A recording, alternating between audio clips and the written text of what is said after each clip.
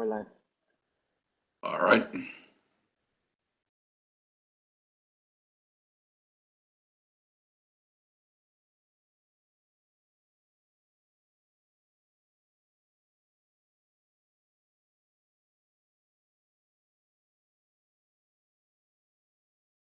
You may proceed, Mr. Chairman. Thank you.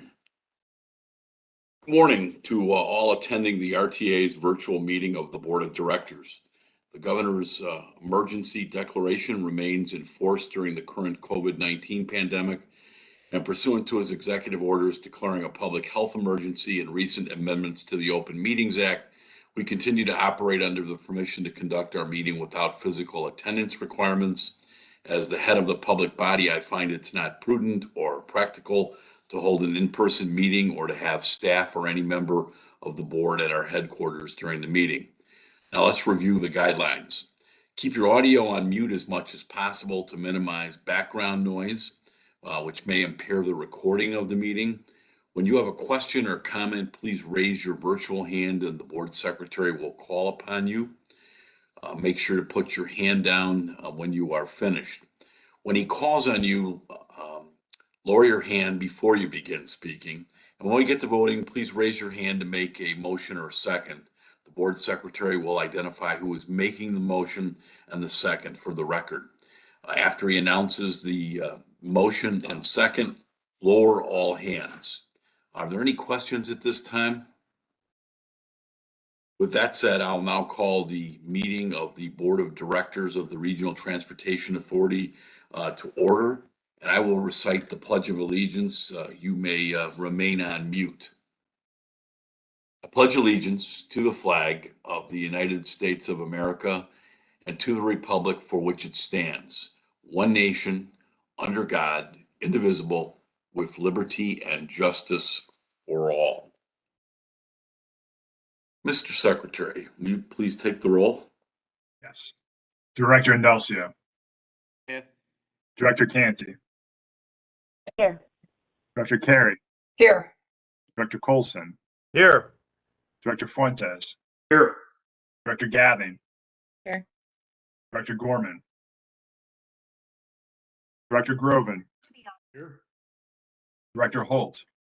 Here. Director Cotel. Here. Director Lewis. Present. Director Melvin. Director Pang. Here. Director Ross. Here. Director Sager. Here.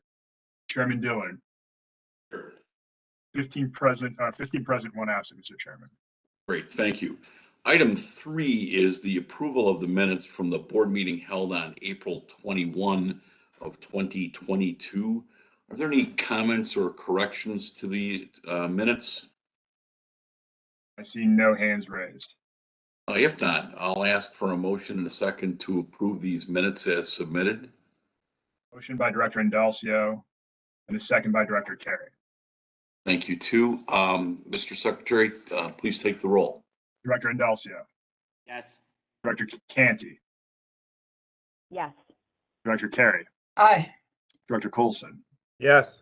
Director Fuentes. Aye. Director Gavin. Director Gorman. Aye. Director Groven. Aye. Director Holt. Aye. Director Cotel. Aye. Director Lewis. Yes. Director Melvin. Director Pang. Yes. Director Ross. Yes. Director Sager. Yes. Chairman Dillard. Aye. 15 ayes, Mr. Chairman. Thank you, Mr. Secretary. Item 4 is the public comment segment of the meeting. We've asked the public to submit their comments via electronic mail. Any comments we've received will now be read into the record by the board secretary. Jeremy, do we have any such comments today? No, Mr. Chairman, we've received no comments at this time. Thank you. So we'll move on to item 5, which is the executive director's report by Leanne Redden. Morning, Leanne. Good morning. Excuse me. Good morning, Mr. Chairman and members of the board. I have and I guess welcome to any guests that are listening in as well. I have a few announcements before we begin, and I'm pleased to report a couple of pieces of good financial news. Earlier this month, Moody's upgraded its rating on 1.7 billion of RTA bonds from A3 up to A1, noting that the upgrade reflects the resiliency of the tax base and the expectation that state funding is going to remain stable and timely, given the improved fiscal conditions of the state. I also want to congratulate our finance team and our controller for receiving a certificate of achievement for excellence in financial reporting from the Government Finance Officers Association, and this is 27 consecutive years for our team. So, congrats to them. As a reminder, tomorrow is the final day for accepting applications for our Access to Transit call for projects, which opened on March 25. So if anyone has any questions about that call, they can find the information and an instructional video on our website. People can also can reach out to us, to the staff listed contacts on that page if anyone has any questions. And we look forward to providing you with an update on those projects that are selected later this year as we go forward. So next slide, please. I want to invite everyone watching or listening today to register for RTA Transportation Tuesdays throughout June. This is a 4-part webinar series that our staff have put together that will once again, we've done this before, replace our annual planning workshop for this year. The free virtual sessions allow attendees to hear from experts from a variety of regional and national organizations, ask questions, and learn how the ongoing pandemic is shifting the way planners, economic development experts, and community stakeholders are interacting with transit. These panels are going to take place from 1 to 2:30 each Tuesday in June, and will be free to anyone who would like to join, but you will be required to actually sign in and register. So if you want to do that, check that out on our website. You can also get the link through our regional transit update newsletter that goes out every 2 weeks, or our connections blog. And if any other questions, board members, you can also let staff know and we can point you in the right direction. So next slide, please. So we do have a very full agenda. So as you'll note here, my comments are very brief this morning. We will begin the board meeting with a recap of the last Citizens Advisory Board, and Jackie Forbes is again with us to give you that overview. You'll then hear a brief update on the progress of the development of the strategic plan, as well as the quarterly presentation on the year-to-date performance metrics. So following those presentations, we'll ask for your vote on several items, including the financial results of the first quarter, an amendment to the 2022-24 operating budget, which will be the second and the final step in updating the current year's budget, and hopefully our last amendment for the budget, but we'll see. And today we'll also begin the process of developing the 23-25 budget, so already working ahead. Additionally, we will ask for your vote on an ordinance approving federal funding allocation agreements with Northwest Indiana and Southeastern Wisconsin, and an ordinance amending the RTA pension plan. Finally, we'll have a few contracts for you to authorize. So as I noted, my comments this morning are brief since we do have a big agenda. That concludes my report, Mr. Chairman. Happy to answer any questions, but back to you. Thank you. Any questions of Leanne by any of the board members? Mr. Chairman, I see no hands at this time. Okay, thank you. I just want to echo what Leanne said about B and our whole finance team, not only with the upgrade in our bond rating, but also 27 years in a row of the Government Officers Finance Association giving us the seal of approval or thumbs up, so to speak. One thing Leanne did not say is Jeremy, myself, and her went to a luncheon last week with U.S. Secretary of Transportation Pete Buttigieg, and magnificent presentation by him. And we clearly have a friend in mass transit in the current secretary. And then last but not least, on the equity line, I went down with the governor, with Jim Derwinski and others, Senator Harris, Representative Will Davis, and cut the ribbon on a magnificent new project for a metro station at 147th and Sibley last week in Harvey. 1,000 riders a day from that station. And they have a second station, which is going to be upgraded as well in downtown Harvey. But in terms of equity and taking sometimes underserved communities and giving them access to good quality jobs and lives, that was a real good event with the governor in attendance, which is always important. So with that, moving right along to item 6A, and that's an update on the RTA Transit Citizens Advisory Board. Jackie Forbes, it's all yours, and thank you again for joining us. Good morning, Chairman Dillard and members of the Board of Directors. Thank you for your time this morning. My name is Jackie Forbes, and I am the chairperson of the RTA CAB. I'm here to provide an update of the activities of the board. The RTA CAB last met on April 25th. During this, RTA staff engaged the committee in robust discussions around the strategic plan and the Forward for All campaign, provided a briefing on the federal relief funding amounts that have been received and the spend down in this region thus far, and provided an update of the 2021 full year performance metrics for programs offered within the RTA's Mobility Management Department.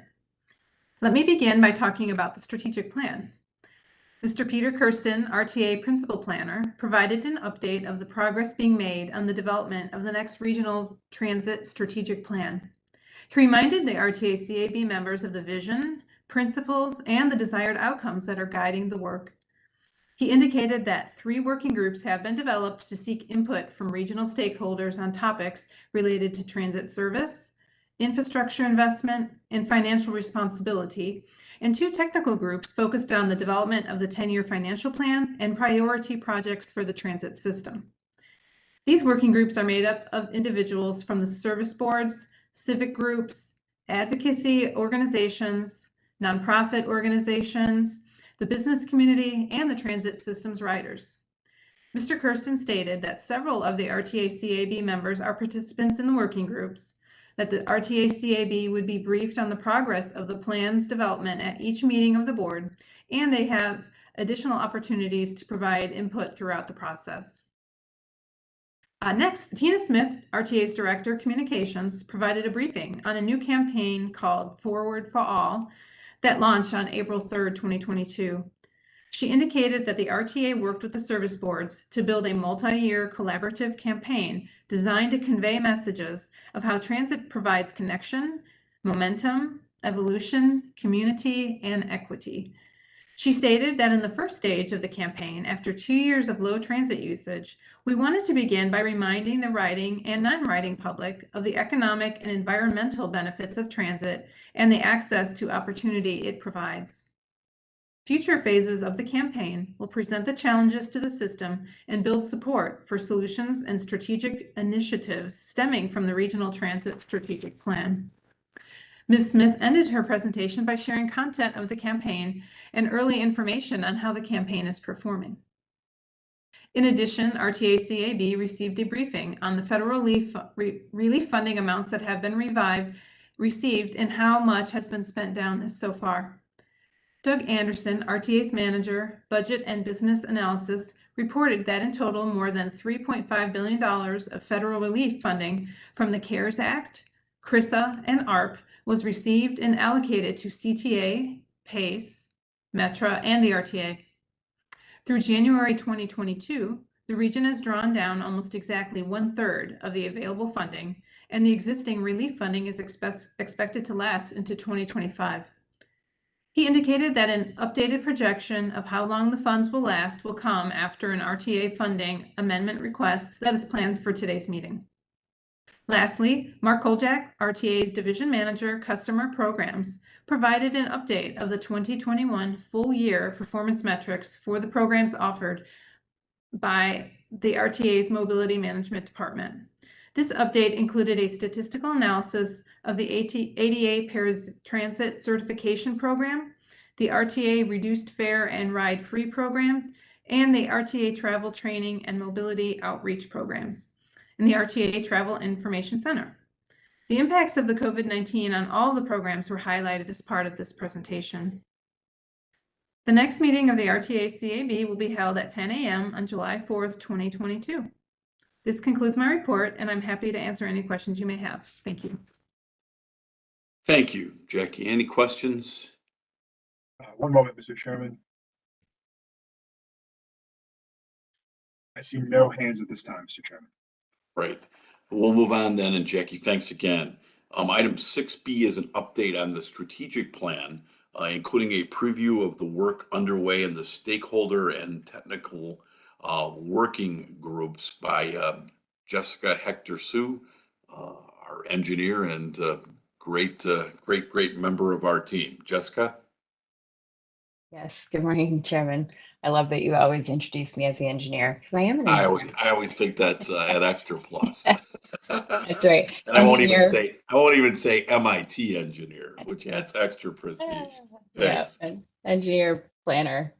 So I'm happy to be with you again this morning to give you an update on the strategic plan. The next slide will remind you that we are developing, next slide. Hopefully the next slide will be coming. There we go. Recall that we're developing the plan over 3 tracks over the next year. We are now right in the middle third of this graphic where we are actually developing the content of the plan. For both the strategic planning track that's in red and the financial planning track that's in green, we've established working groups that are actually developing the content. And that will all come together in the fall when we have a draft plan. And then we hope to be to you with a plan to consider for adoption in early 2023. So since our last meeting, all the stakeholder groups have now gotten started with their work, and that's what I want to update you on today. They're going to continue in earnest over the summer and put together that draft plan, as I just mentioned. So let's look at the next slide. Before we dive in on discussion of the working groups, I want to remind you about the vision. Safe, reliable, accessible public transportation that connects people to opportunity, advances equity, and combats climate change. I know this feels repetitious, but I think it's worth repeating this at every meeting so that we all kind of familiarize ourselves with this and we kind of get to know this as we're developing this plan. In the next slide, we're going to look at the principles that we've developed. Recall in April, I told you how we were going to define these 3 principles of equity, stewardship, and committed to change.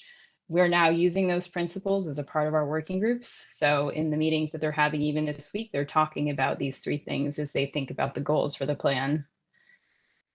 So on the next slide, we have the outcomes that we've developed. Recall that we have 3 outcomes related to our transit system, 3 outcomes related to our region, and we are organizing our working groups around these outcomes. Each of them is assigned 2 outcomes. So on the next slide, we'll talk about the working groups again.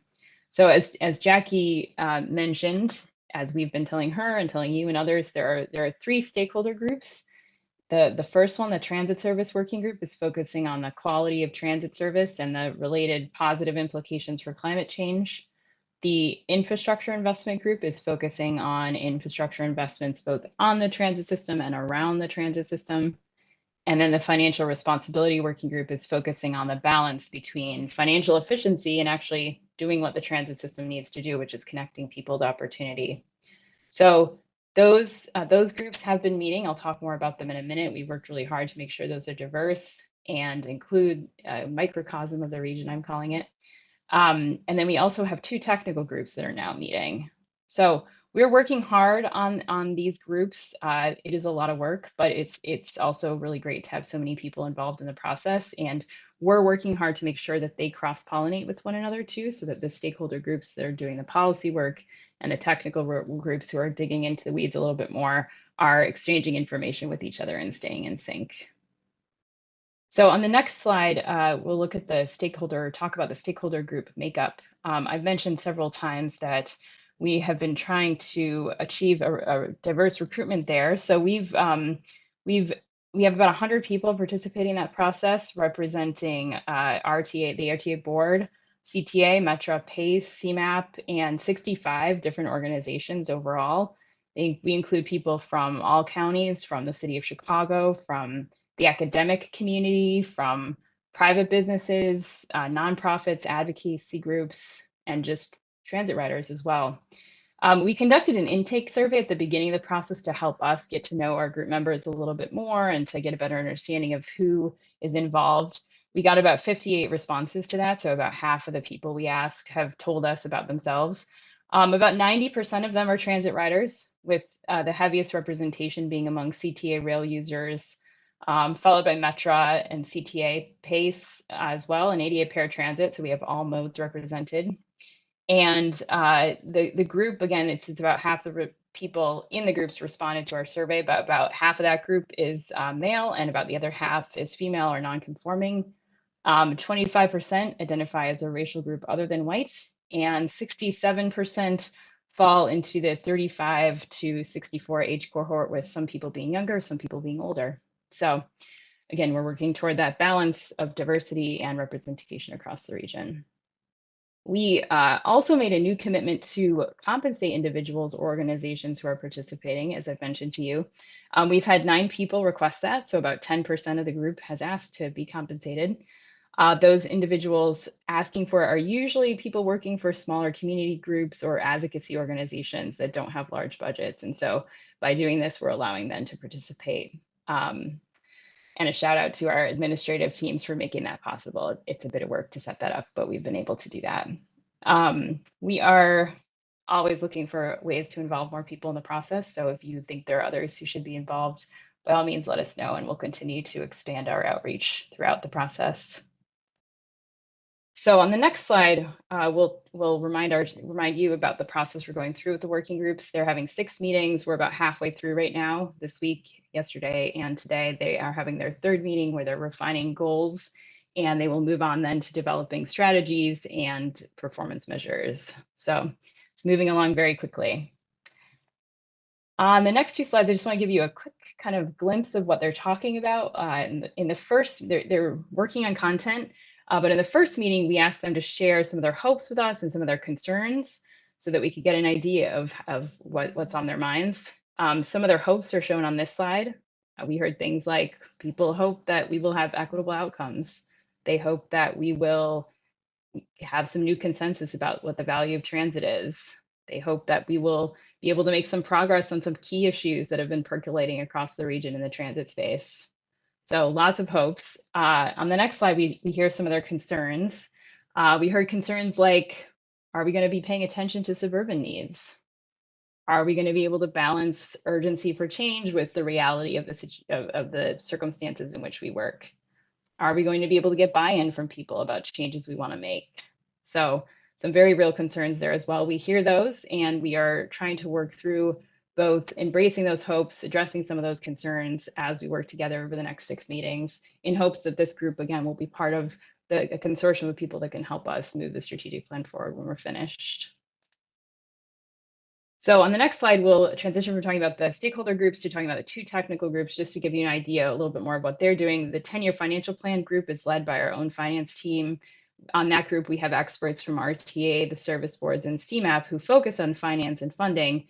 They started meeting in May. They will continue through August, so a little bit longer than the stakeholder groups will. And their goals are really to look at the longevity of federal relief funding. They're going to talk a bunch about that during the board meeting today as part of the budget process. But in this context, they're going to look further out to the 10-year time frame to look at what the implications are for federal relief funding when that runs out.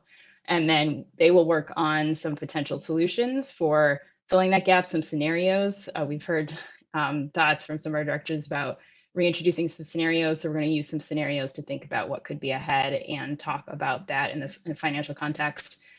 This group needs to get into the weeds on the actual financial projections. So it's separate from the stakeholder groups, but it will be coordinated with them such that the policy ideas that are coming out of the stakeholder groups will be shared with this group, and this group will report out on what they're seeing and the kind of financial situation they're seeing to those stakeholder groups as well. So they'll be cross-pollinated. And then last but not least, on the next slide, the Priority Project Technical Group is also meeting. That is led by our capital team at RTA with others from our strategic planning team. And for that group, we have experts, again, from RTA, the service boards, and CMAP. They're also meeting starting now through a little bit later than the stakeholder groups. And what they're going to do is think about criteria for better defining and advancing those 10-year priority projects that we developed in Invest in Transit. We use those projects to push for Rebuild Illinois and to push on the federal side for funding. So we're going to continue to lean into that and think about how to define them, how to understand them, how to communicate about them, and work together to do that. This group will also be cross-pollinated with the stakeholder groups, specifically the infrastructure investment group that has a lot of thoughts about this area. So with that, the next slide that concludes my presentation for today. We will continue to come back every month and give you updates. At our meetings over the summer, I plan to have some more colleagues with me that can share some of the specific contents that are coming out of the working groups. So look for more substance at future meetings, but we wanted to keep you up to date. So with that, I'd be happy to answer any questions. Thanks, Jessica. Questions of the board or comments? Director Ross has a raised hand, Mr. Chairman. Morning, JD. Morning, Mr. Chairman. Thank you. First of all, I'd like to compliment Jessica for giving an excellent summary of the work of the three groups. I'm one of 5 members of our board who are serving on one of the 3 planning groups, and I want to just tell you that I think we're getting some great input. There's an old saying that you don't necessarily want to know how the sausage is made, but in this case, I think it's important for us to be a part of the planning process and understand the kind of input that we're getting from people who have varying interests as it relates to transit. In particular, I want to compliment Peter Farrenwall and Heather Mullins. They're leading the Infrastructure Investment Group. We're having some very robust discussion on a number of issues. I'm really impressed with the diversity of opinions that are brought to the table, but also how that discussion is managed by our leaders to ensure that everyone has an opportunity for input. So kudos to all of the staff who are leading this process, and compliments to my fellow directors, Carey, Polson, Groven, and Gathing, for giving of their time to also participate in working groups. Compliments and kudos to all. Thank you. Thank you. Well said. Yeah, thank you, Dr. Ross. You know, when we see different groups out there, you know, I stress to them our strategic plan, how much input we take from a number of sectors, and that number was well over 100. You know, we do plan and we do listen. So thank you very much, Jessica. Thank you, and So thank you, Dr. Ross. Thank you. Speaking of Peter Farrenwall, let's move on to item 6C, which is the quarterly performance report for the first quarter of 2022. Peter, morning. Good morning to Chairman Dillard and the board members. Again, I'm Peter Farrenwall, Manager of Strategic Planning, and I'll be presenting the results for the first quarter of 2022 in comparison to the first quarter of 2021. Next slide. So we continue to use the 3 goals from Invest in Transit, our regional strategic plan, to structure our quarterly reports. And I will discuss the service board operational and financial performance within the context of each strategic goal, as well as use a spotlight to focus on projects or programs related to each goal. And within this presentation, we make, again, comparisons to 2021. Recall when vaccinations were just becoming widely available, many school districts were still conducting remote learning, and Illinois was still under significant capacity limitations and mask mandates. In 2022, we see that most restrictions have been lifted, schools have been in session, and many employers have welcomed back employees to their offices. Next slide. So our first strategic goal is deliver value on our investment. It focuses on 2 key questions. Did we get more funding? And are we efficient stewards of the funds that we have? Next slide. So for this goal, we monitor progress by tracking capital and operating funding and expenditures. And looking at annual results, capital funding decreased by $683 million from 2021.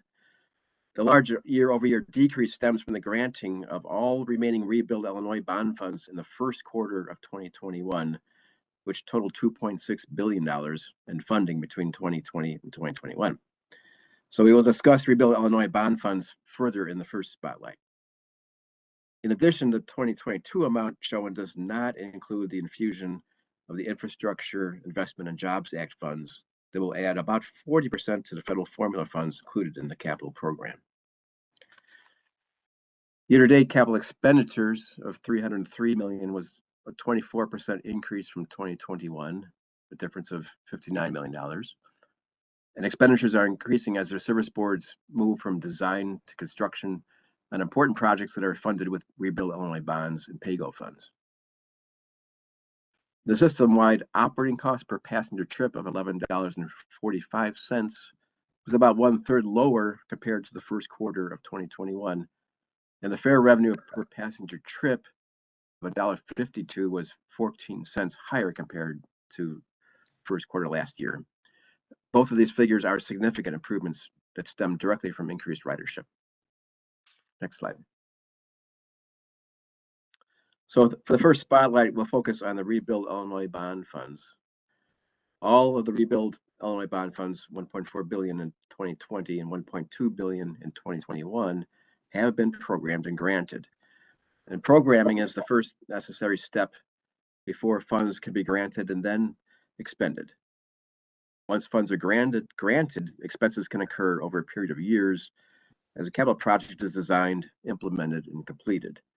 Programming those remaining funds in 2021 is the reason there was such a large decrease in this Q1 annual capital funding. And by ensuring that all funds from the Rebuild Illinois program are granted, the service boards have certainty about funding for important projects and can begin the design phase. So this chart reflects actual use of the Rebuild Illinois funds over the past 4 quarters, culminating in that year-over-year 24% increase in capital expenditure that occurred in the first quarter of 2022. And this included these projects. CTA expended $24 million in the first quarter and $65 million over the past year. Some of the main projects advancing include rehab of the 5000 series rail cars, design and construction of 61st Street non-revenue vehicle rail shop, and purchase of new buses. And Metro expended about $34 million in the first quarter and $40 million over the past year. Some of the main projects advanced include purchase of new rail cars and rehabilitated locomotives. Metro has also several station renovation projects that are in design.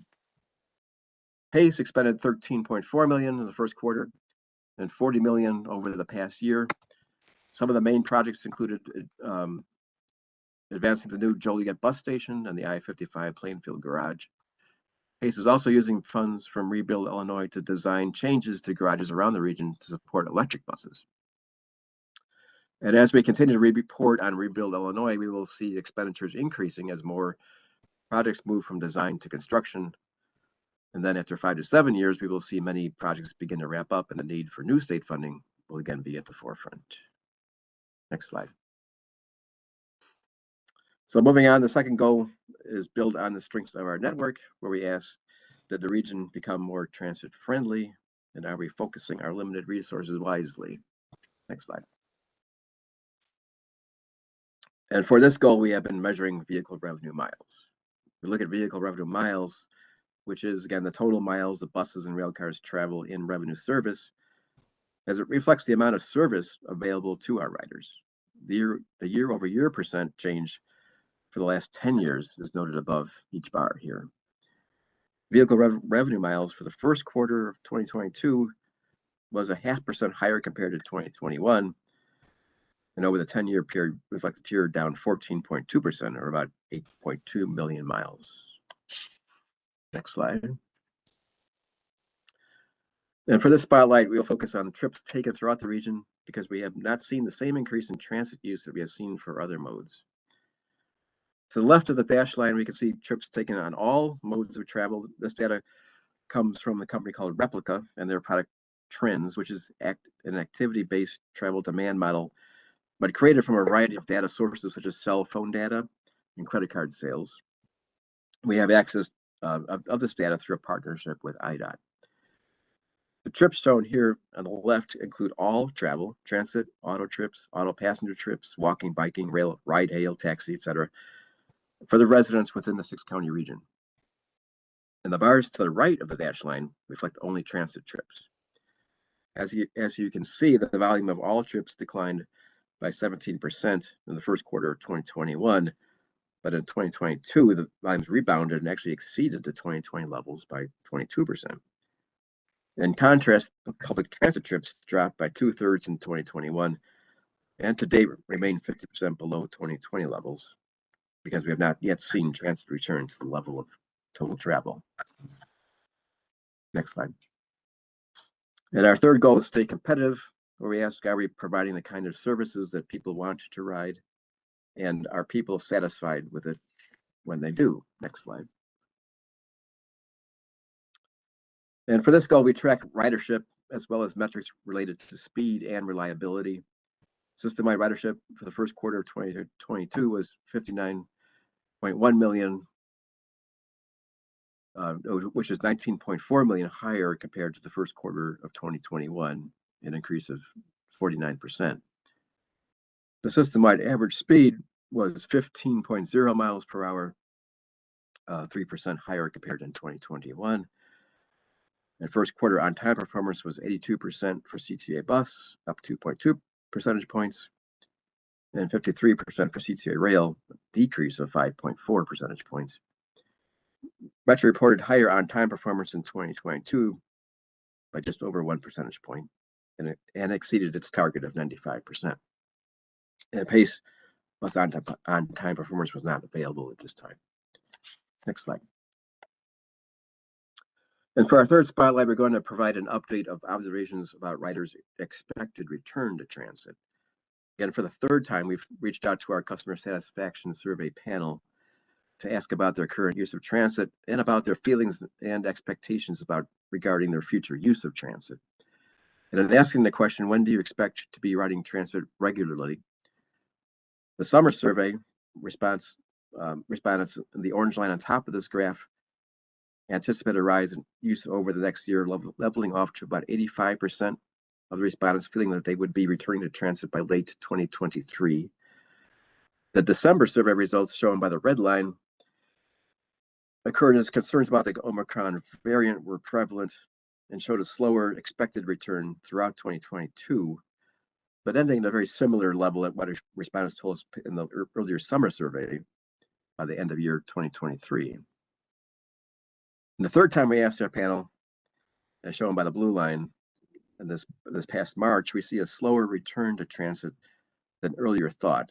But by the end of next year, about 80% of riders expect to return to regular transit use.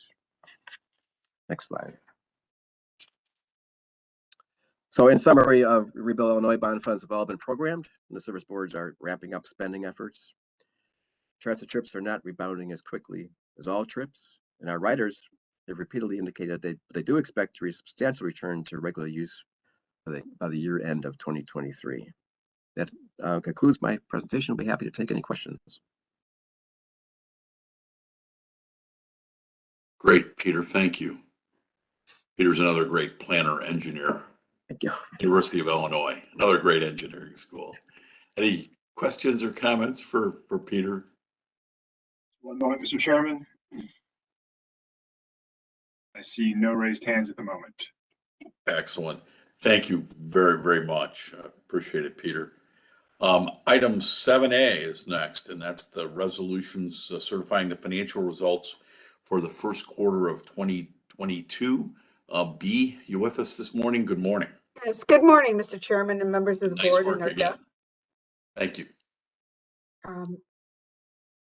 Today, I will be asking you to certify the service board's financial results through the first quarter against the budgets adopted in December, not against the budgets that are being considered for adoption later in the meeting today. I will also update the board on recovery ratio performance and service board drawdowns of federal relief funds But first, a brief discussion of our primary metric for evaluating substantial accordance with budget, which is the operating deficit performance. Next slide, please.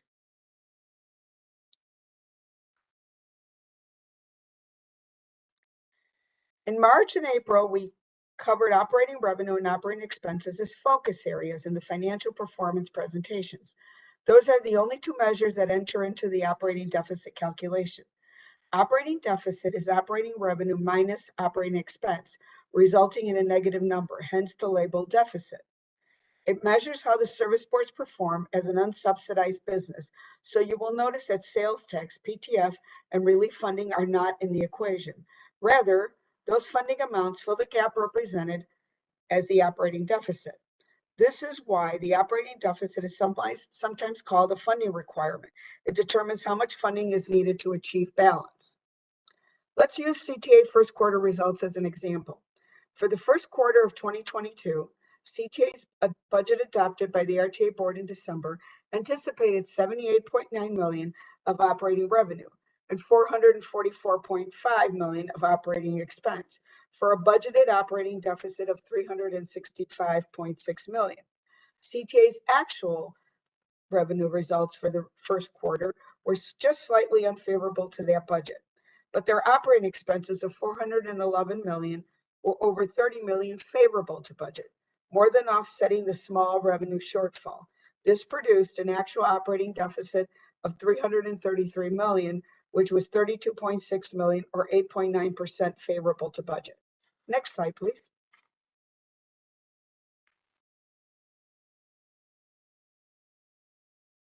The results were similar for each of the service boards and ADA paratransit. We introduced this chart at last month's meeting, showing the operating deficit variances from budget. That 8.9% favorable variance for CTA that we calculated on the previous slide is at the far left, with even larger favorable variances for Metro Pace and ADA paratransit shown in the middle. In summary, all of the service board's financial results are in the green, supporting a finding of substantial accordance with the budget adopted in December. This recommendation relies solely on the favorable operating deficit variances shown here, and not on the recovery ratio results, since we have temporary relief through 2023. Next slide, please. Just a quick update on relief funding. The service boards drew down an additional $65 million in federal relief funding with this month's results and have now drawn down about 36% of the total available, up from 34% last month.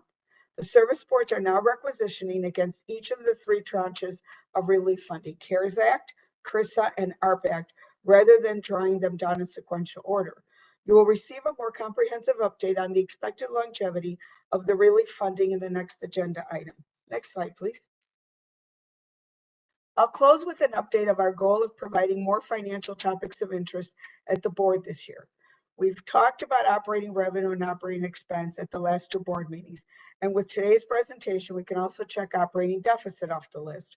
Upcoming focus areas for the summer will include recovery ratios and an in-depth look at the RTA sales tax. That concludes my presentation. Back to you, Mr. Chairman, for any questions the board may have. Otherwise, I remind you that we need a vote on the proposed first quarter resolutions. Thank you. Excellent. Thank you, B. Any questions? If not, we need a motion in a second.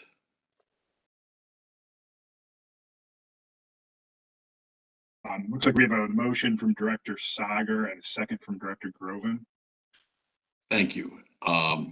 With that, Mr. Secretary, please take a roll call. Director Indalcio. Aye. Director Canty. Aye. Director Carey. Aye. Director Colson.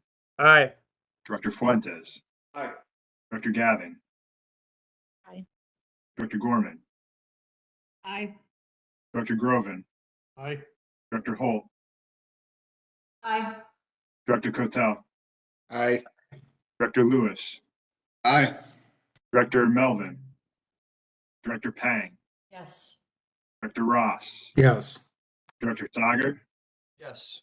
Chairman Dilley. Yes. 15 ayes, Mr. Chairman. Thank you. 7A is so approved. 7B is an ordinance amending the 2022 to 2024 Regional and Service Board operating budgets and financial plans and allocating CARES Act funding released by southeastern Wisconsin. Doug Anderson, you want to say something to the board about this, please? Yes, good morning, Mr. Chairman and members of the board. Doug Anderson, Manager of Operating Budgets and Analysis here at the RTA. This morning, we are asking you to consider an ordinance amending the 2022 operating budgets of the service boards and also allocating a relatively small amount of CARES Act funding to ADA paratransit operations. We will be highlighting the impact of the budget amendment on the service board and regional recovery ratios, as well as the projected depletion of federal relief funding. Next slide, please. This operating budget amendment is required by the RTA Act as a result of last month's funding amendment, which, due to improved sales tax performance, increased projected RTA funding levels to the service boards by about $130 million per year for 2022 through 2024. That increased RTA funding will, generally speaking, slow the projected drawdown of federal relief funding, and indeed a revised assessment of the longevity of the relief funding is an important byproduct of this budget amendment. The revised 2022 to 2024 service board budgets and two-year plans were received in early May and vetted by staff. The proposed budgets are balanced and meet each of the RTA Act criteria for adoption. Each budget and plan was also adopted by the CTA, Metra, and PACE boards at their May meetings. Next slide, please.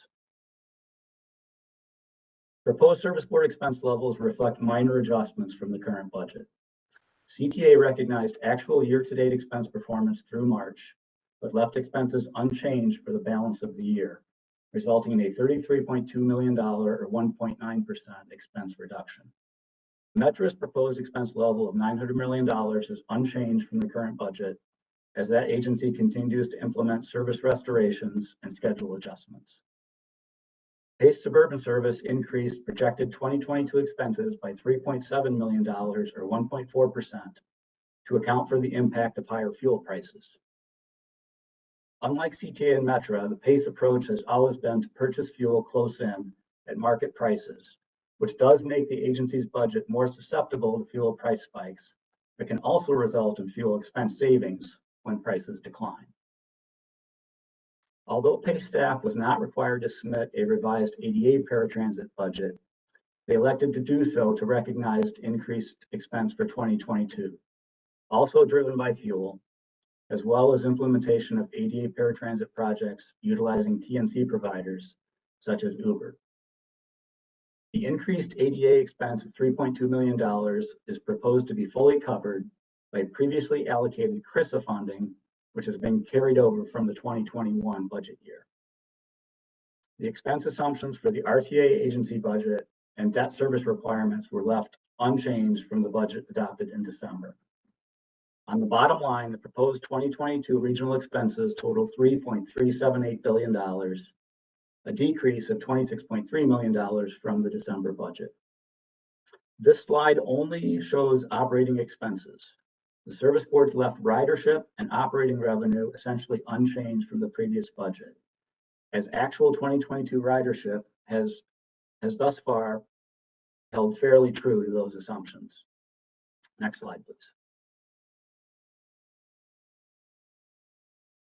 The April funding amendment also lowered the service board's required recovery ratios significantly due to an ongoing asymmetry between operating revenue and public funding. In other words, sales tax, which doesn't count toward recovery ratios, is higher and operating revenue lower relative to historical norms. Each of the service board's budgets meets or exceeds those required recovery ratios. And for the first time, the RTA system is poised to be budgeted below a 50% regional recovery ratio, as allowed by the temporary relief granted with Public Act 102-0678. For informational purposes, we have also begun to include in the board memo and ordinance schedules the recovery ratio without any federal relief funding included, shown on this slide at 22.4% for 2022. This is to give the board a sense of what permanent recovery ratio relief may need to look like as we move beyond the period of temporary relief, which extends through 2023. Recovery ratio relief is one of the many important issues being worked on in the strategic plan effort. Next slide, please. With this budget amendment, we can provide you with updated projections on the federal relief funding situation. This table shows by service board the amount of their combined CARES Act, CRISA, and ARP Act apportionments on the far left. The amounts drawn through 2021 and the revised amounts now projected to be drawn for the 2022 through 2024 period due to the higher RTA funding amounts contained in this proposed budget and two-year plan.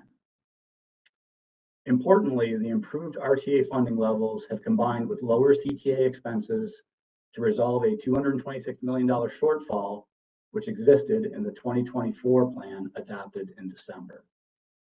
In total, the service boards reflected almost $500 million less relief funding over the three-year period than was required by the previous budget and plan. As a result, federal relief funding is expected to last somewhat longer, with the amounts remaining after 2024 in the far right column of the table. Those amounts appear to be sufficient to provide balance for most of 2025 and perhaps even into 2026. A major caveat with these projections is that they will continue to change as we adjust our sales tax forecast and the service boards begin to develop their 2023 budgets and 2024-2025 financial plans for submittal to the RTA this fall. Next slide, please.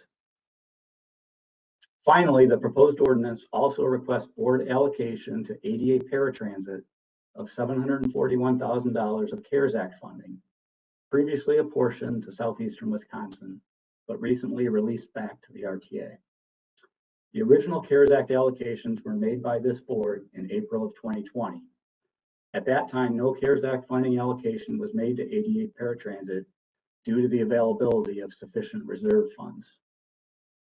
This piece of funding was associated with the Round Lake Beach urbanized area, so it is suburban in nature and thus proposed to be utilized by PACE for eligible suburban ADA paratransit expenses, likely within the 2023 operating budget.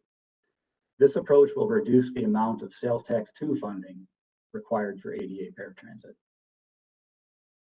I will close by asking the board to approve the 2022 regional budget amendment for the proposed CTA, Metra, PACE Suburban Service, and ADA paratransit operating budgets as contained in the ordinance and schedules. Subsequent 2022 quarterly results certifications will be made utilizing these revised budgets once adopted. That concludes my presentation. Back to you, Chairman Dillard, for any questions the board may have. Great. Thank you, Doug. Any questions on this, Mr. Anderson? One moment, Mr. Chairman. No raised hands at this moment.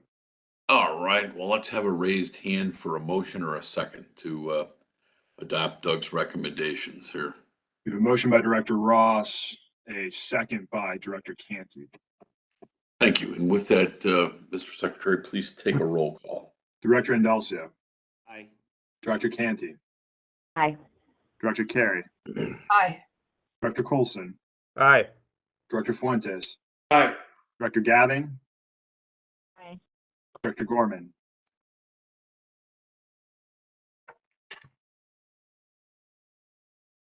Director Gorman. Aye. Director Groven. Aye. Director Holt. Aye. Director Kotel. Aye. Director Lewis. Yes. Director Pang. Yes. Director Ross. Yes. Director Sager. Yes. Chairman Dillard. Yes. 15 ayes, Mr. Chairman. Thank you. 7B then is approved. 7C is an ordinance approving the 2023 budget call for the annual operating budget, 2-year financial plan, and 5-year capital program. And Bill Lackman, I think this is yours, my friend. Yes, it is.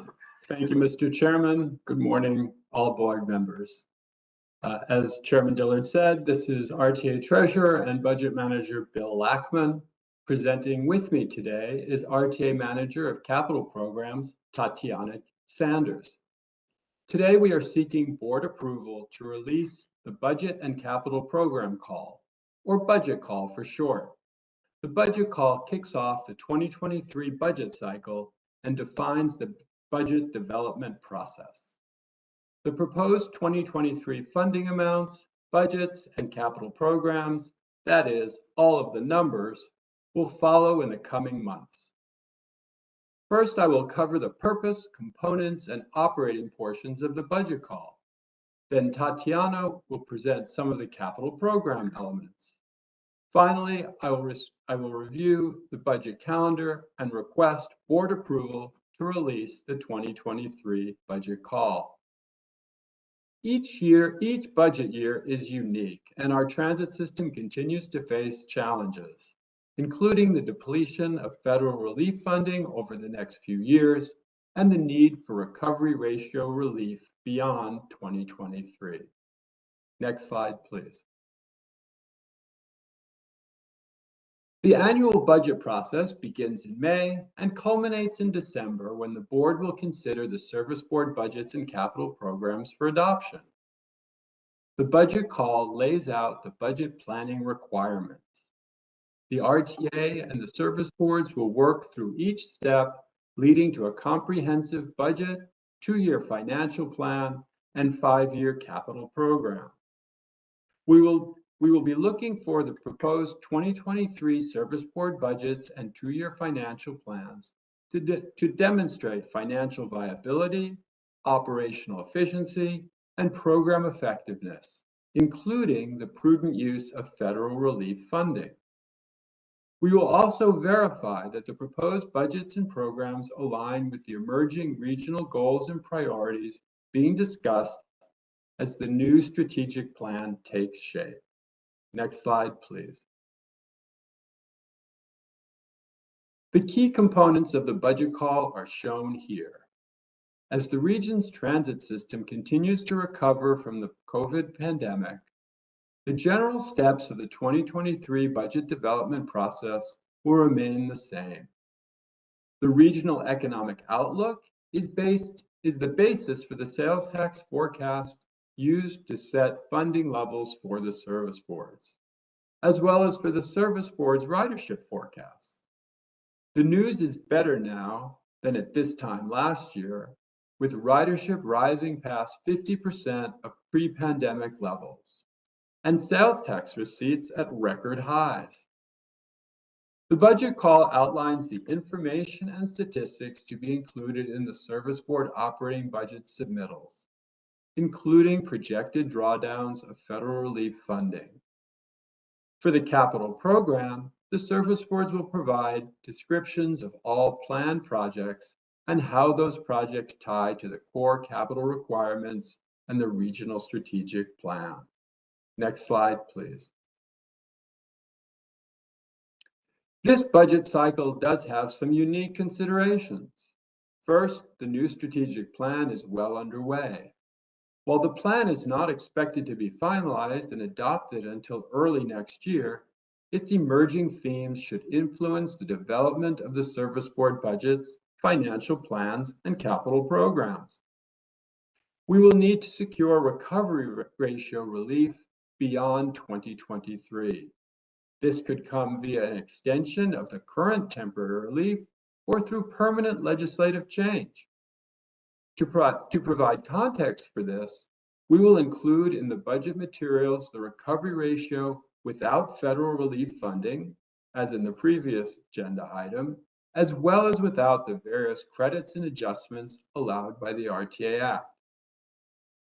The 2-year financial planning horizon will include 2025, the year in which existing federal relief funding is expected to be at or near exhaustion.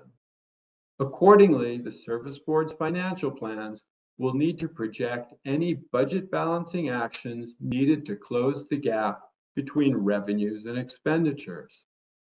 We must continue to plan for transit operations after the depletion of federal relief funding. Here, the 10-year financial plan component of the strategic plan should provide useful guidance. To that end, the proposed 2023 operating budgets and 2024-2025 financial plans should reflect decreasing reliance on federal relief funding. The proposed Service Board operating expense levels must acknowledge that without additional funding sources, we are approaching the reality of transit system operations, again supported solely by system-generated revenues and pre-pandemic public funding sources. Finally, it is important for the Service Board capital teams to note that we have included in the budget call an earlier deadline for the submission of their draft lists of capital projects to allow RTA staff more time to evaluate these proposed projects. And with that segue, my colleague Tatiana Sanders will now address aspects of the capital program portion of the budget call. Next slide, please. Good morning, everyone. The capital program development process this year will largely reflect previous year process and requirements, with anticipated changes in 2024 budget season following adoption of the new strategic plan in 2023. As a result, the capital program for each service board should continue to identify all capital projects to be undertaken in the new capital program in line with the capital program strategic core requirements and goals identified in Invest in Transit. The RTA also requests that the service boards provide preliminary estimates for additional capital funding from local sources, service board funds, and service board bond issuances planned for the new capital program.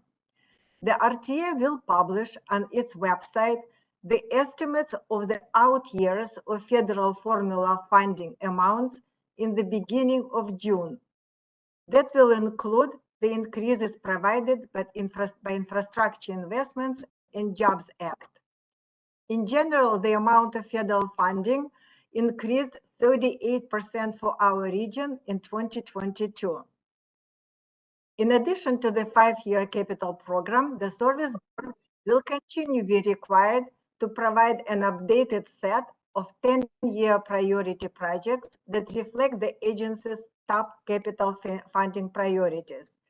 As part of the new strategic plan development process, the guidelines for defining priority projects and their selection and evaluation process will be determined this year and used in the future for updating the list of priority projects. The amounts of all state pay-go and federal formula funding sources in years 2025 through 2027 continue to be determined based on the performance-based capital allocation process established in 2021. In addition to budgets and funding sources, we continue to require an estimated or actual project start date and completion date to monitor project status, the capital program strategic core requirements and goals that are most impacted by the project, to communicate the impact of the capital program on achieving the goals and requirements of Invest in Transit, the regional and agency goals achieved by the project's impact on the capital program. We received very positive feedback from the service boards on the new formats for submission of capital program data we used last year.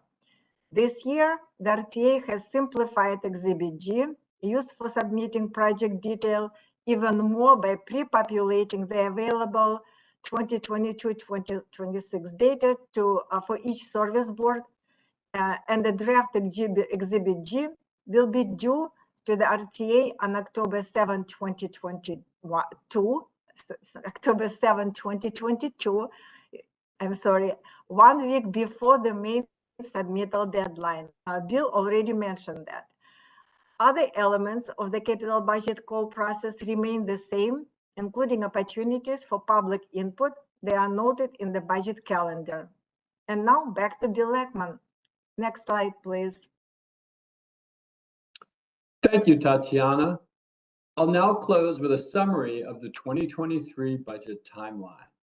Relevant board meeting dates are highlighted here in blue. In July, the RTA plans to provide the service boards with preliminary estimates of the 2023 through 2025 RTA funding levels and recovery ratios for the upcoming year as a basis for the service board for discussions with the service board finance teams. Preliminary 2023 through 2027 capital program funding amounts will also be included. The operating and capital funding levels will be refined over the summer. The statutory deadline for adoption of the funding amounts is September 15th, which this year conveniently falls on the date of the regularly scheduled third Thursday of the month RTA board meeting. As Tatiana and I mentioned, a draft of the service board's capital projects is due on October 7th, a week before the main budget submittal deadline on October 14th, both shown here in orange. These dates strike a balance between giving the service boards time to develop their budgets while still allowing sufficient time for the RTA staff to analyze and consolidate the submissions into a proposed regional budget and capital program, as well as to prepare the required public documents and presentations. Next slide, please. The service boards are expected to conduct their budget and capital program public hearings in October and November before officially submitting their board adopted budgets to the RTA by November 15th. RTA staff will conduct our budget and capital program public hearings and county board presentations in November and early December. These are likely to also serve as public hearings for the strategic plan, which will be nearing completion in 2023. On November 17th, the service board leadership teams will present their budgets and capital programs to the RTA board and field your questions.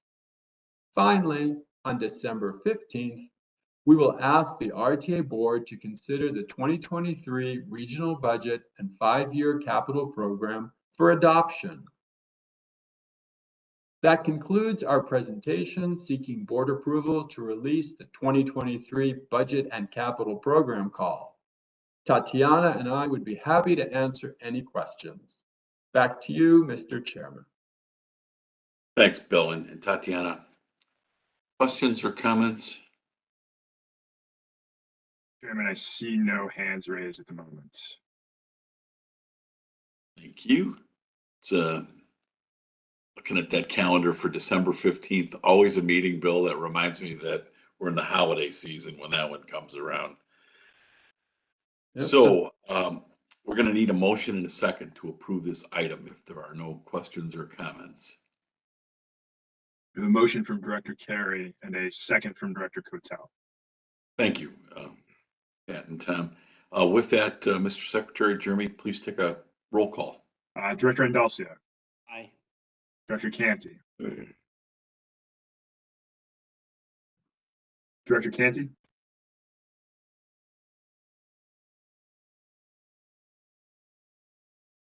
Director Carey. Aye. Director Colson. Yes.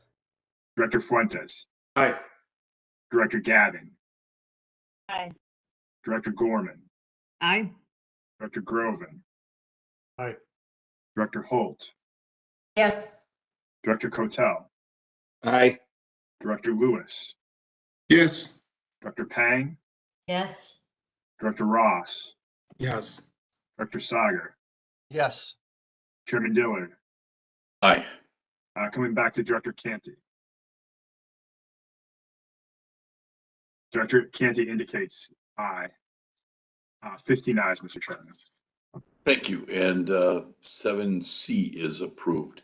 Item 7D is Our ordinance is authorizing the execution of federal funding allocation agreements with Northwest Indiana and Southeastern Wisconsin and amending the 2022 to 2026 capital program funding.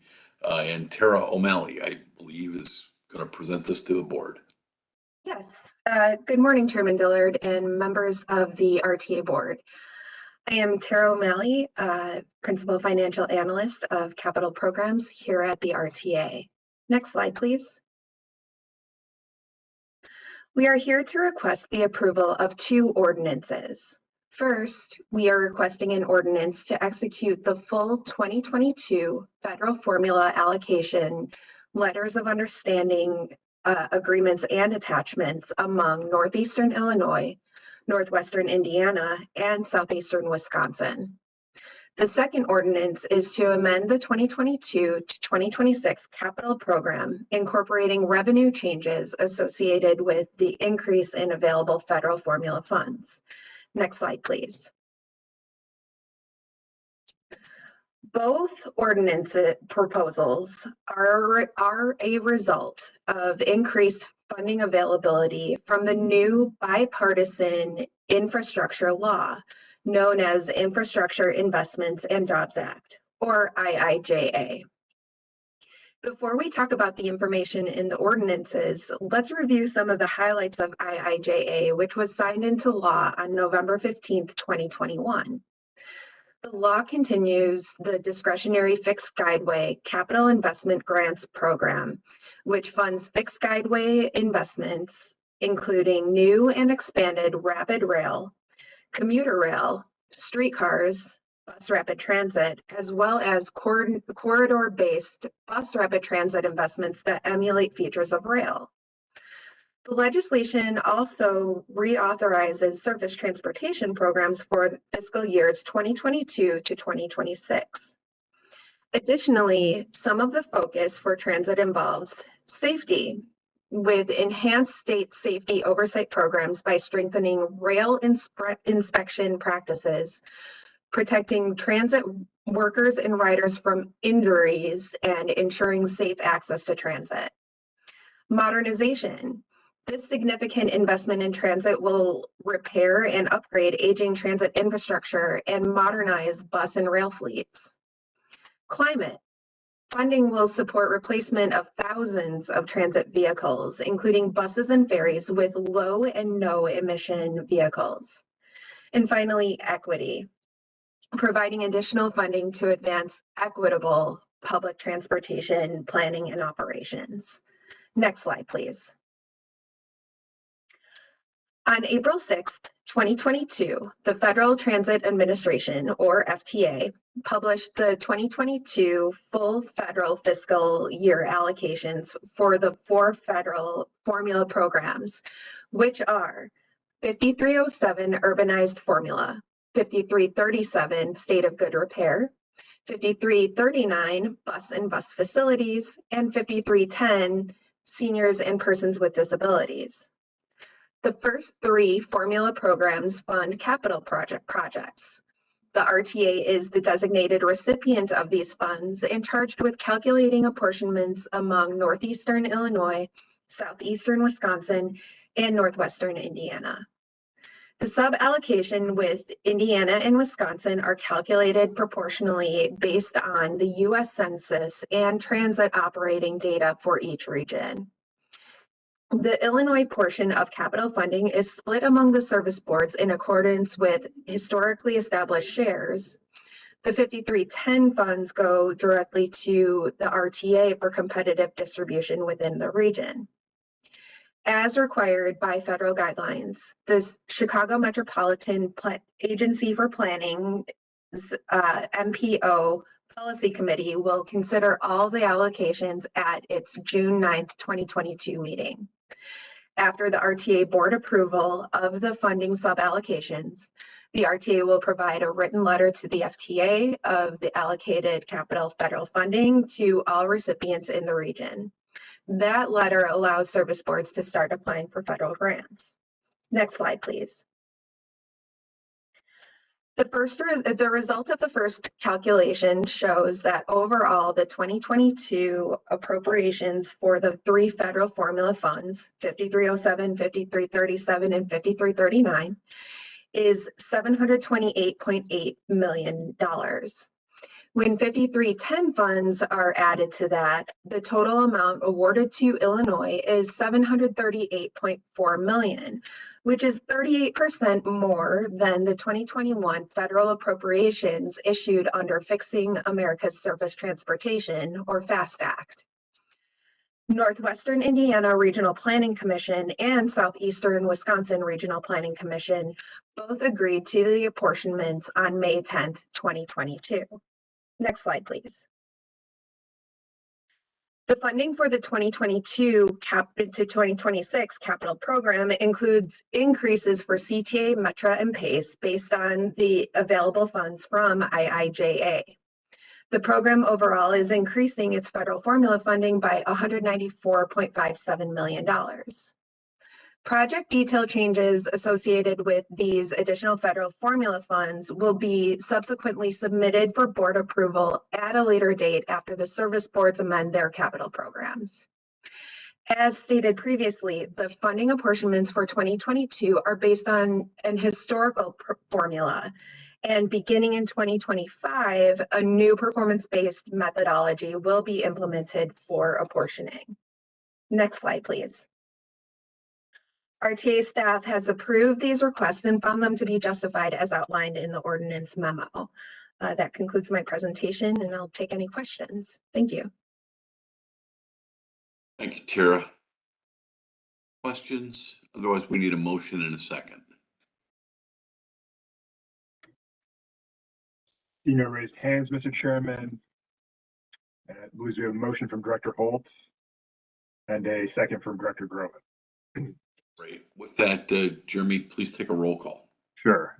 Director Indalcio. Aye. Director Canty. Aye. Director Carey. Aye. Director Colson. Yes. Director Fuentes. Aye. Director Gavin. Aye. Director Gorman. Aye. Hit the wrong one. Director Groven. Aye. Director Holt. Aye. Director Kotel. Aye. Director Lewis. Yes. Director Pang.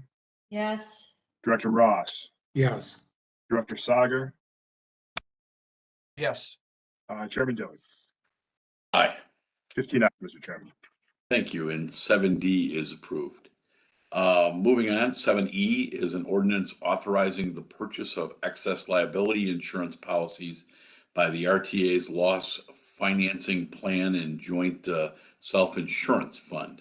Nadine, this is your area of expertise. It's a strong word.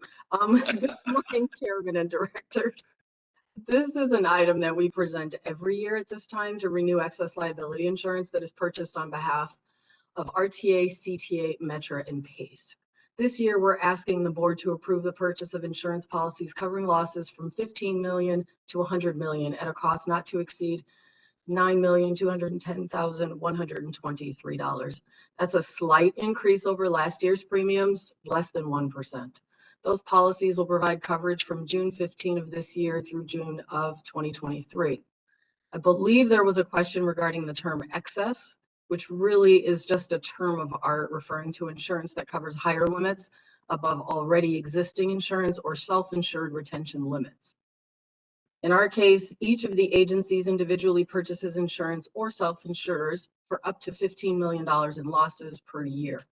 Our policies, as shown in the tower attached to the ordinance, covers losses above that $15 million limit up to $100 million.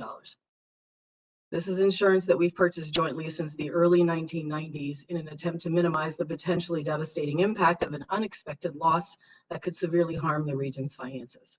I'm happy to answer any questions regarding this coverage. We also have our broker on the line from Aon, Roseline, posted in case there are any technical industry questions. Great. Questions of either of the two? Mr. Chairman, I see no hands at the moment. I have one, and either Nadine for you or the broker from Aon. So how volatile is the insurance market, and what's the trend along these types of lines on excess liability insurance? I think the word horrible is not an overstatement of how things are going in terms of the insurance market, especially for transit. In particular, the markets are shrinking, meaning the number of insurance companies actually willing to cover transit is less than it has been ever before. Their capacity for those who are willing to cover us is also shrinking. So that means there's more competition in terms of trying to get insurance. So it's far more expensive than it was even a few years ago. And it's an issue that's become so serious for all transit agencies nationwide that I believe Congress is considering taking some form of action to protect us. And we're also working to consider some other options, such as, increasing our limit or creating a captive. We're looking at a number of other options that are legally permissible. Great. No, thank you. I was reminded of the importance of this in reality last week when I went and visited the crash site of Metra's unfortunate accident and a passenger death at the Clarendon Hills station. So we can't operate without this, and I know the volatility of the London market is tough, and insurance it's getting more expensive as it gets more difficult to procure. So thank you. With that, somebody want to make a motion in a second that we approve this? Director Indulcio has made a motion, and Director Canty with a second. Thank you. With that, Mr. Secretary, please take the roll. Director Indulcio. Aye. Director Canty. Aye. Director Carey. Aye. Director Colson. Yes. Director Fuentes. Aye. Director Gadding. Aye. Director Gorman. Aye. Director Groven. Aye. Director Holt. Aye. Director Kotel. Aye. Director Lewis. Yes. Director Pang. Yes. Director Ross. Yes. Director Sager. Yes. Chairman Dillon. Aye. 15 ayes, Mr. Chairman. Thank you. And we have so approved. Just one other comment on 7E. I mentioned that we had seen the U.S. Secretary last week in Chicago, Transportation. And one of the things that he did stress as auto fatalities have increased nationwide, 43,000 last year. One of the comments he made was how, and I knock on wood, how very safe mass transit and rail travel are, in terms of, and especially related to automobile traffic. And he commented that that our safety record is really, really good. Things do happen. We move millions and millions of passengers, but he did comment and told me that one of the things that we should stress when we're doing our marketing plan, when Tina's doing our marketing plan, is from a safety perspective, mass transit is much, much safer than taking an automobile. So I just passed the secretary's comments around, as yesterday he had another press conference on safety, but on a relative comparative basis, mass transit is very safe to take. Moving on, item 7F is an ordinance authorizing an amendment to the RTA pension plan. I think we've seen the packet. Many of you have probably spoken with Nadine on this. And Nadine, do you want to say something on the ordinance 7F? Sure, Chairman. Next slide, please. So good morning again to everyone. Before you is an ordinance which proposes an amendment to the RTA pension plan. Though a lot of the information I plan to present today has already been shared with you, in the interest of transparency, I will describe the current structure of our pension plan and how we recommend changing it.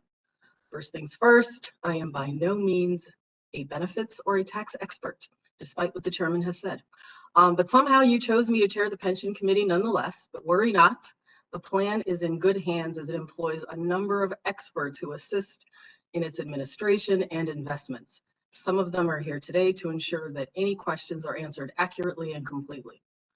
We've got McGuire Woods on the line, our outside counsel for pension, Katie Rack.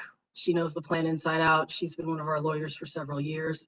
We have Lance Weiss, one of our actuaries from Gabriel Roeder Smith, who is also present, as is Amy Williams. It'll be crystal clear pretty shortly how critical our actuaries are to this process. Last, but certainly not least, Reed Ramsey. It's not even Reed Ramsey anymore. It's Alliance Pension now. Our representative, Rob Reed from Alliance, is also on the line, the plan's third-party administrator. The proposed amendment incorporates a number of amendments to existing benefits, structure, and procedures. Let's begin with the existing plan structure. There are 3 participating employers, Metra, PACE, and the RTA. The CTA has a completely separate pension, and we'll get into that momentarily. The plan is administered by 2 separate entities, the Pension Committee and the Pension Board of Trustees. I chair the committee, which handles the administrative side of the pension, such as interpretation of rules and general governance. Each of the agencies has 2 representatives on the committee. At this time, all committee members are attorneys or human resources professionals, and in some cases, Allison, both. The Pension Board of Trustees is chaired by RTA's treasurer, Bill Lackman. There are 7 trustees in total who are appointed by this board, 1 from each employer and 4 compensated non-employee trustees, all of whom act as fiduciaries to the plan. The trustees are supported by Makita Investment Group in addressing the plan's investments. Next slide, please. Ours is what's known as a defined benefit plan, which in most respects operates like other traditional government pensions.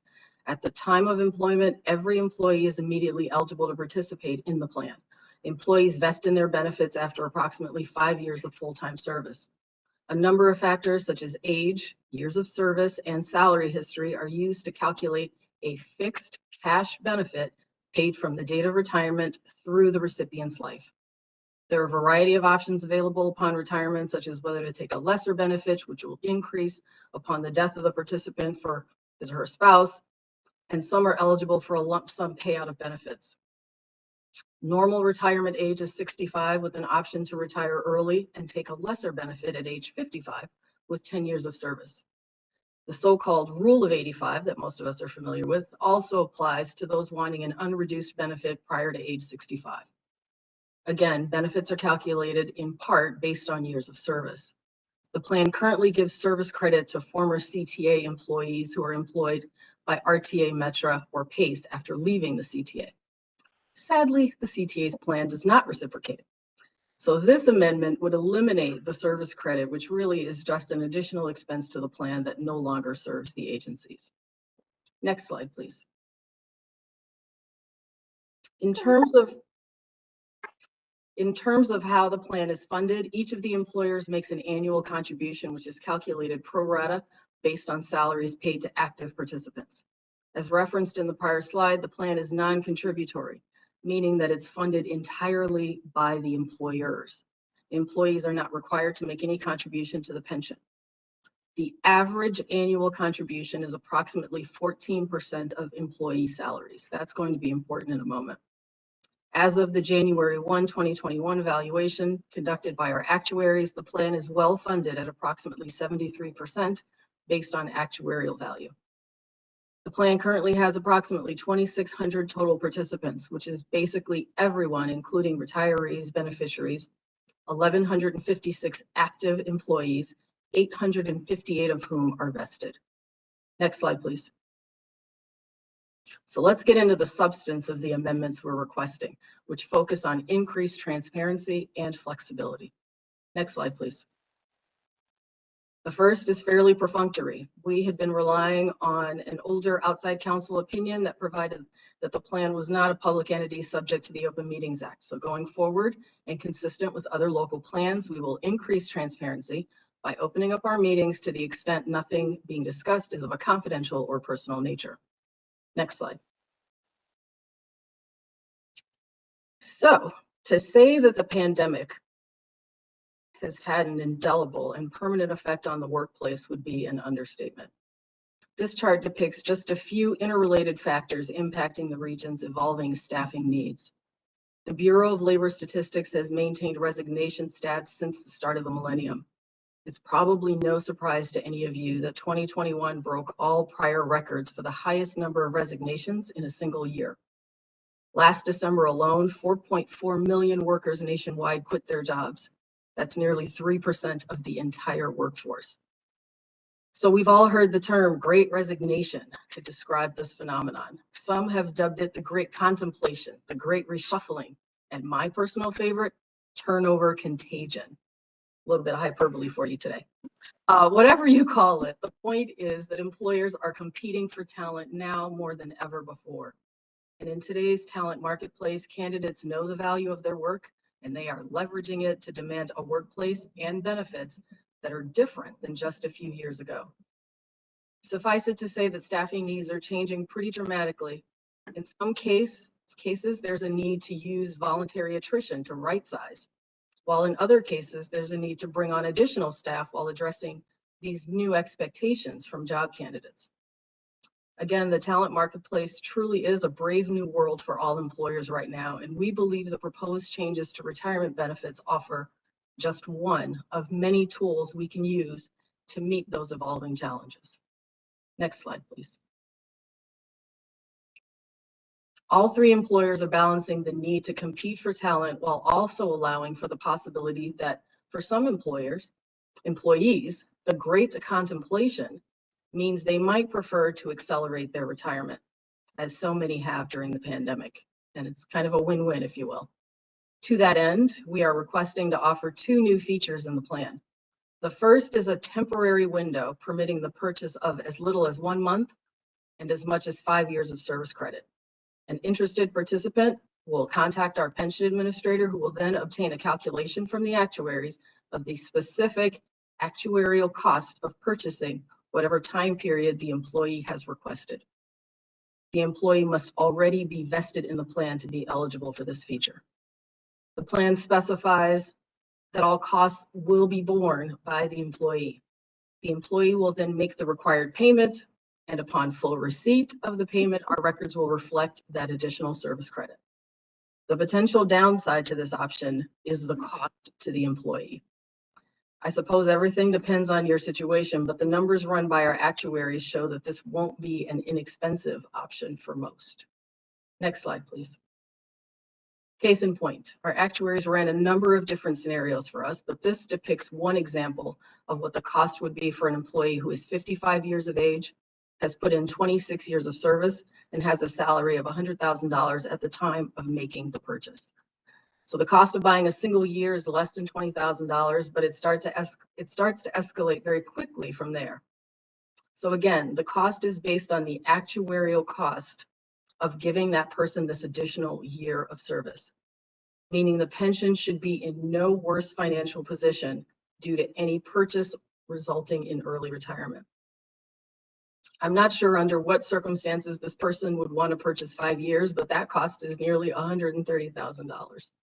So it's likely this is not an option that droves of people will be flocking to. Unlike government buyouts you may have heard of, we aren't subsidizing any part of the cost. We aren't doing the buying, the employee is. But for those who really want to retire early and have the funds socked away, it might make sense for both them and the agency. I pray you won't ask me to get into the math behind these calculations, but thankfully GRS is one of my lifelines to step in and help. Next slide, please. The second benefit change that we're requesting is a new feature to the plan that we'd like to add: the choice to opt out of the pension altogether. So currently, new employees are automatically enrolled in the plan. This option would allow new employees going forward to completely opt out of the pension in favor of an employer contribution in a 401k plan. Again, in consultation with and following many discussions over nearly 2 years with our actuaries, third-party administrator, and outside counsel, we've developed a structure that we believe will enhance the three agencies' ability to compete with private sector candidates as well as public sector candidates. As a bonus, it's also possible we'll achieve some savings on the current cost of providing retirement benefits overall. With this option, new employees would be given a minimum of 90 days to elect participation in the pension as it exists today, or a 401k. All three agencies already jointly offer the same 401k plan for employees to make their own contributions, otherwise known as elective deferrals. This proposal would simply allow for employers to make contributions as well in lieu of a pension contribution. So let's compare the two options. Next slide, please. So I thought it might be useful to give you a side-by-side comparison of the features of the pension plan versus the proposed 401k option. Perhaps the most important metric on this slide is the employer contribution. Again, as I mentioned earlier, currently on average, employers contribute a little more than 14% of employees' annual salaries to the pension fund. Again, that's an average. The 401k contribution would be between 6 and 8% of employee salaries. Another important metric is the vesting period. As mentioned earlier, our pension plan's vesting period is approximately 5 years. The proposed vesting period for the 401k would be a 3-year cliff, meaning that employers would be making contributions to the plan from the date of employment, but the employee would not vest in any of those benefits until 3 years of service. At that time, the employee would then be 100% vested in any funds contributed by the employer. No employee deposit would be required, though the existing feature allowing elective deferrals would still be in place. While a 401k plan employs the ability to choose their own adventure in terms of investments, with the pension and the new OMA option, people will also have a voice in the pension's investments. In short, a lesser benefit would be offered than the pension affords for those who choose the 401k, but the employee would have a shorter vesting period, the portability a lot of candidates seem to desire, and more control over investments. And although the research shows that vesting periods have little impact on retention, the 3-year vesting period is a good balance of the retention investment metric and flexibility. Of course, there is a modicum of risk involved with this proposal. We do not know who will choose one option over the other. But one thing is certain, the likelihood that everyone of a particular demographic will choose the 401k option and that no one else will strikes me as extremely unlikely. And that is the only scenario in which we start to have an increase in the cost of providing benefits. So given the fact that in almost every scenario tested by our actuaries, the pension offers a far greater cash benefit than the 401k, that will likely sway at least some younger folks to follow in their parents' footsteps and choose the pension. That's consistent with all the research and is really the underlying reason why most private companies no longer offer pensions. Meanwhile, some mid-career management candidates who are at the peak of their career and might want to keep their mobility options open, they might choose the 401k. So in our estimation, this proposal is competitive with most private sector plans while also allowing us to maintain the kind of defined benefit plan that public sector employers typically offer. We can't always offer private sector salaries, but this kind of flexibility and choice is something we can do, and very likely at a savings to the employers. Next slide, please. So in conclusion, this slide describes some of the benefits we anticipate experiencing if the amendment is approved, as well as a few additional administrative changes to the plan, such as increasing that non-employee trustee stipend by a whole $25 per meeting, and clarifying some of the language in the plan regarding long-term disability and service credit. The hallmark of this amendment is proactively addressing changes in the talent marketplace so that we can be competitive with both private and public sector employers. In the past, government primarily recruited from other government agencies, but our needs have changed. The talent pool's expectations have also changed. We believe this proposal gives us a couple of tools among many others that will enable us to meet those challenges while also protecting the bottom line. That concludes my remarks, and I'm happy to take any questions. Thank you, Nadine. And yes, we do have tremendous outside counsel on many levels on this. Any questions on this? Mr. Chairman, Director Gavin has a raised hand. Yes, Director Gavin, good morning. That's a mistake. Sorry. I'll put it down. No problem. Director Sagar has a raised hand, Mr. Chairman. Hi, Doctor. Good morning. Yes, good morning. This is really not a question. I just want to make a couple of comments. The first is that I know that all of my colleagues on the board are incredibly grateful for the very strong professional staff that we are blessed to have, not just in RTA, but also in our service agencies. And so we understand the import of our workforce and to our public service responsibilities. And so I just first want to say thank you, and there is recognition of that. I think we need to also equally acknowledge, as I believe we do, the import of remaining competitive in terms of that employee marketplace. And that's becoming more and more challenging simply based upon the current changes in the marketplace itself. Is that just solely brought on by COVID? I don't think so. I just think it is a generational shift. And we have to look at all of these types of factors that are impacting the job market and the employment conditions within various agencies, organizations, and private businesses. It is not atypical for entities to look at ways to best manage their personnel retirement programs. This is pretty routine across government entities, across educational entities, across various public service agencies and organizations. And so it is absolutely most appropriate for us to be looking at this particular type of program as a very positive, constructive change that will address that competitive nature of the marketplace. But in addition, the financial impact of retirements as we look from today into the future. I think staff has done an incredible job here of outlining our current program and also the options that are available to us. The options of making sure that we are providing a service credit purchase opportunity, I think is in keeping with trends today and most appropriate.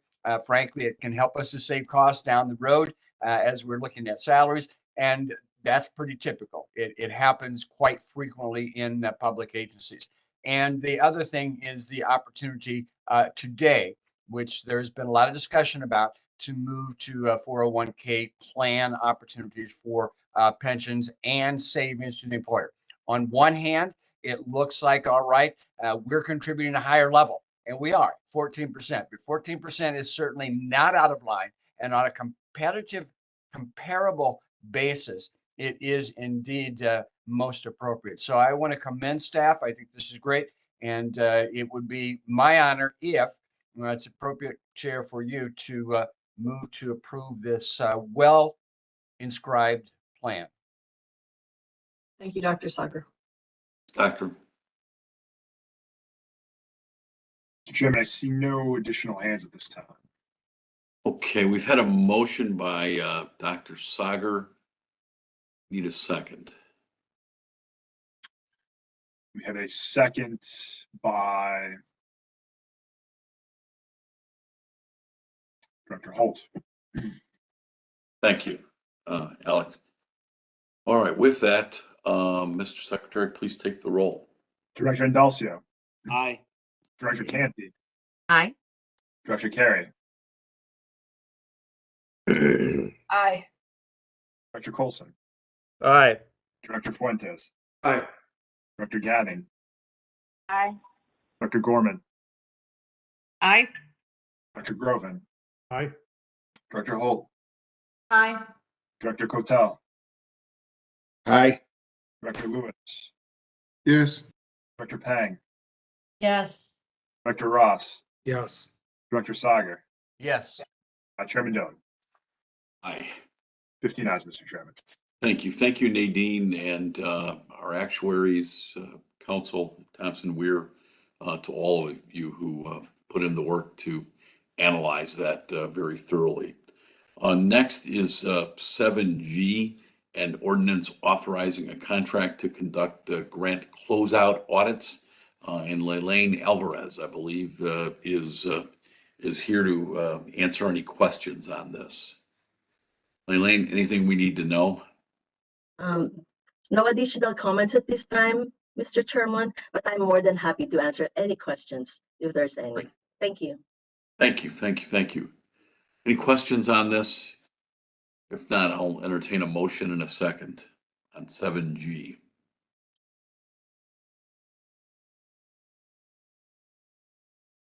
Motion by Director Carey, a second by Director Cotel. Thank you. Mr. Secretary, please take a roll call on this item. Sure. Director Indulcio. Aye. Director Canty. Aye. Director Carey. Aye. Director Colson. Aye. Director Fuentes. Aye. Director Gathing. Aye. Director Gorman. Aye. Director Groven. Director Holt. Yes. Director Cotel. Aye. Director Lewis. Yes. Director Pang. Yes. Director Ross. Yes. Director Sagar. Yes. Chairman Dillon. Aye. 15 ayes, Mr. Chairman. Thank you, and that is so approved. 7H is an ordinance authorizing a contract for aerial photography, and Jill Leary is available to answer any questions if there are any. Not motion and a second on this one. See no hands at this moment, Mr. Chairman. I believe Director Groven has a motion with Director Holt as a second. Thank you. And with that, Jeremy, please take a roll call vote on this one. Sure. Director Indulcio. Aye. Director Canty. Aye. Director Carey. Aye. Director Colson. Aye. Director Fuentes. Aye. Director Gavin. Aye. Director Gorman. Aye. Director Groven. Aye. Director Holt. Aye. Director Cotel. Aye.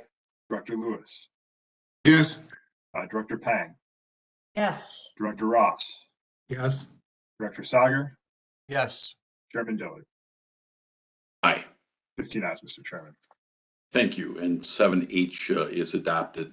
7I is the approval of any travel expense reimbursements as required. If there's no questions on that, how about a motion and a second on 7I?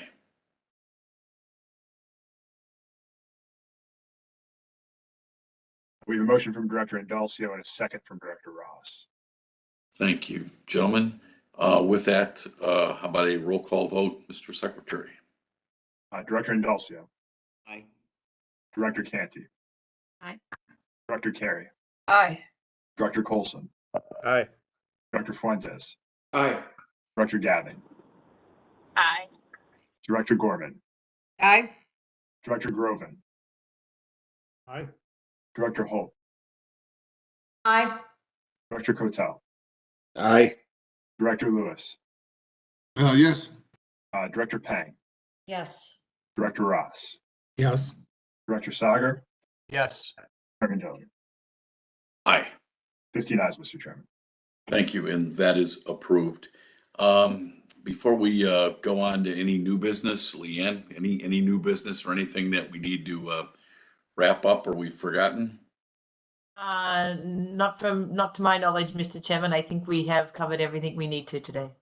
Great, thank you. Covered a lot of ground, which is good. I just want to give a shout out to Tina Smith, the Forward for All campaign. I've run into a number of people, continues to get rave reviews, and Tina and all of you on the staff. It's really, really, really well done, very professional, and gets rave reviews by civic groups and others that are out there in the field. So thank you very much. And I want to thank Director Gorman for joining me down at the 147th and Sibley Boulevard groundbreaking with the governor the other day as well. Item 8 is new business. Any new business to come before the board for discussion only today? Chairman, I see no hands at the moment. Great. Then we'll move on to how about a motion and a second to adjourn. Our next meeting, it's hard to believe it's going to be June 16th already. Motion by, motion by Director Carey and a second by Director Sager. Thank you. With that, all those in favor say aye. Aye. Aye. Opposed? The ayes have it. And thank you, everybody. We are adjourned. Thank you. Thank you all. Thanks, everyone. Be well. Have a good week. Have a good day.